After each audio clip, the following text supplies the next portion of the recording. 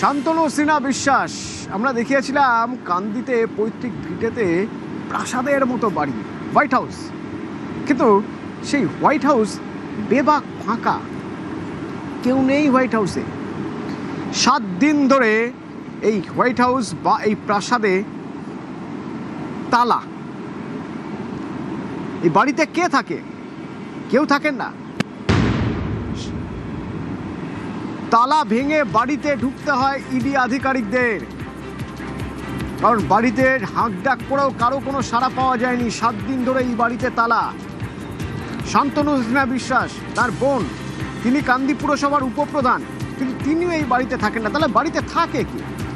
এমনকি কোনো কর্মচারী তারাও নেই নাকি? শান্তনু সিনহা বিশ্বাস গ্রেপ্তার হওয়ার পর থেকে তালা ঝুলিয়ে সবাই হাওয়া।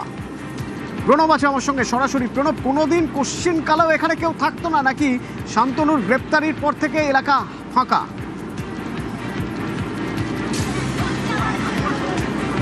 না দেখো, এই বাড়িতে শান্তনু সিনহা বিশ্বাসের যে বোন গৌরী সিনহা বিশ্বাস, যে বর্তমানে তোমার কান্দি পুরসভার তোমার উপপুরপ্রধান, এবং সে কিন্তু এই বাড়িতে থাকতো। যখন শান্তনু সিনহা বিশ্বাস ইডির হাতে গ্রেপ্তার হয় তারপর থেকেই কিন্তু সেও কিন্তু লাপাতা, এবং বাড়ির মধ্যে তালা লাগিয়ে সে কিন্তু চলে যায়। তারপরে আজকে সকালবেলাতেই ইডির 6 আধিকারিক তোমার কান্দির এই জেমোর যে বাড়ি, সেই বাড়িতে কিন্তু আসে, এবং যেহেতু গেটে তালা ছিল সেই কারণে কান্দি থানাতে যায়। তারপরে কান্দি থানার আধিকারিকদেরকে নিয়ে এসে এই ঘরের তালা ভেঙে, তারপরে একের পর এক ঘরের তালা ভেঙে সেই ঘরগুলোতে কিন্তু তল্লাশি চালাচ্ছে। এবং কিছুক্ষণ আগেই ভূমি রাজস্ব দপ্তরের আধিকারিকদেরকে নিয়ে এসে বাড়ির প্রায় তোমার 5 বিঘে জায়গার ওপর বাড়ি, তার মধ্যে 50 শতকের মতন জায়গা, সেই জায়গাটা কিন্তু রেকর্ড রয়েছে শান্তনু সিনহা বিশ্বাসের নামে, আর কার কার নামে রয়েছে সেই সমস্ত তোমার রেকর্ডগুলো কিন্তু দেখছেন ইডি আধিকারিকরা।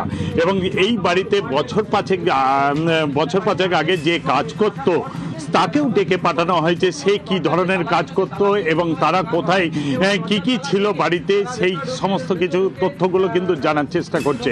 এবং প্রায় 2.5 বছর ধরে এই বাড়িতে কিন্তু তোমার সংস্কারের কাজ হয়েছে, এবং সেই সংস্কারের কাজ এতটাই বেশিভাবে হয়েছে যে বিভিন্ন তোমার মার্বেল থেকে আরম্ভ করে নতুন নতুন তোমার ঘরের রিনোভেটটা একবারে প্রাসাদ সমান মতন করা হয়েছে, এবং সাদা কালারের একবারে তোমার যে আমরা হোয়াইট হাউস বলছি সেই হোয়াইট হাউসের চেহারায়। এবং যে প্রাচীর ছিল, যেহেতু পৈতৃক বাড়ি, সেই প্রাচীরকেও কিন্তু উঁচু করা হয়েছে যাতে কোনো রকম, এবং বাড়ির ভেতর যে একটা পুকুর রয়েছে সেই পুকুরটাকেও সুন্দরভাবে সাজানো হয়েছে, এবং চারদিকে তোমার সিসিটিভি দিয়ে মুড়ে দেওয়া হয়েছে।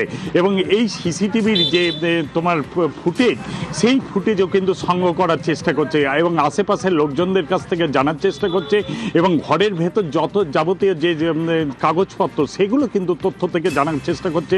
শান্তনু সিনহা কতদিন আগে এসেছিল, কবে আসতো, কারা কারা এই বাড়িতে আসতো, কেন এই বাড়িটাকে এতটা সুরক্ষিতভাবে সংস্কার করেছিল, কি কারণ রয়েছে, সমস্ত কিছু কিন্তু জানার চেষ্টা করছেন। এবং আশেপাশে যারা রয়েছেন তাদেরকেও জিজ্ঞাসাবাদ করছেন যে সত্যিকারের কি কারণ রয়েছে। এবং এই বাড়ির সংস্কার করা, জমি জালিয়াতি কোথায় যে কিভাবে হয়েছে তা জানতে এবার শান্তনুর আত্মীয়, অর্থাৎ ফার্ন রোডে শান্তনু সিনহা বিশ্বাসের বোনের বাড়িতে এবার ইডি তদন্তকারীরা, সেখানে কোনো নথি মিলতে পারে বলে তাদের ধারণা, কিছু তথ্য কিছু নথি সেখানে তারা পেতে পারেন বলে মনে করছেন, সেই জন্য সেই বাড়িতে চলছে তল্লাশি।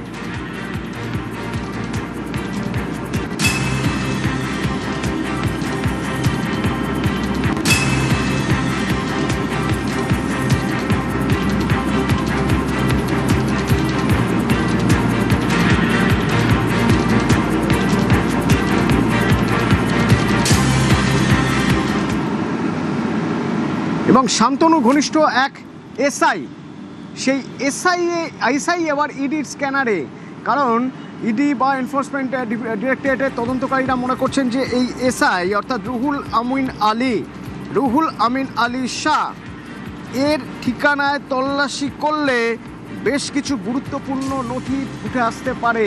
কোন অ্যাকাউন্ট থেকে কিভাবে কোথা থেকে টাকা কোন অ্যাকাউন্টে গেছে সেই সব গুরুত্বপূর্ণ তথ্য হয়তো থাকতে পারে এই এসআই এর কাছে। এবং এসআই রুহুল আমিন আলী শাহ শান্তনু ঘনিষ্ঠ এই এসআই, যার কসবার ঠিকানায় ইডির তল্লাশি।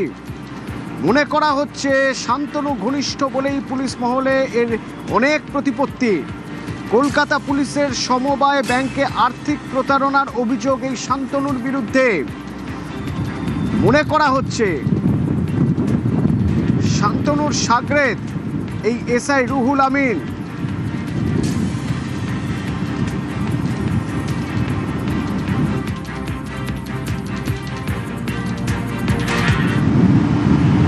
জমি জালিয়াতি একা শান্তনু তো নয়, শান্তনুর টিমে অনেকে আছে, তার সঙ্গে রয়েছে ওদিকে সোনা পাপ্পু। তো এই সোনা পাপ্পুর থেকে বেশ কিছু নথি, বেশ কিছু তথ্য এমন গুরুত্বপূর্ণ উঠে এসেছে যা থেকে অনেক নাম পাওয়া গিয়েছে। এবার আরও কিছু তথ্যের জন্য ইডির অভিযান। এই সোনা পাপ্পু, একাধিক সংস্থায় সোনা পাপ্পুর লেনদেন হয়েছে।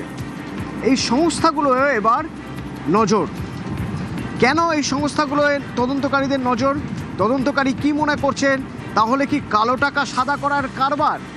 অমিত আছে আমার সঙ্গে, কথা বলবো একবার। অমিত, জমি, বেআইনি জমি, সেই জমি হাতানোর বদলে টাকা, এই টাকার ট্রানজ্যাকশন হচ্ছে বিভিন্ন জায়গায়, আবার বিভিন্ন অ্যাকাউন্টে সেই টাকা রাখা হচ্ছে।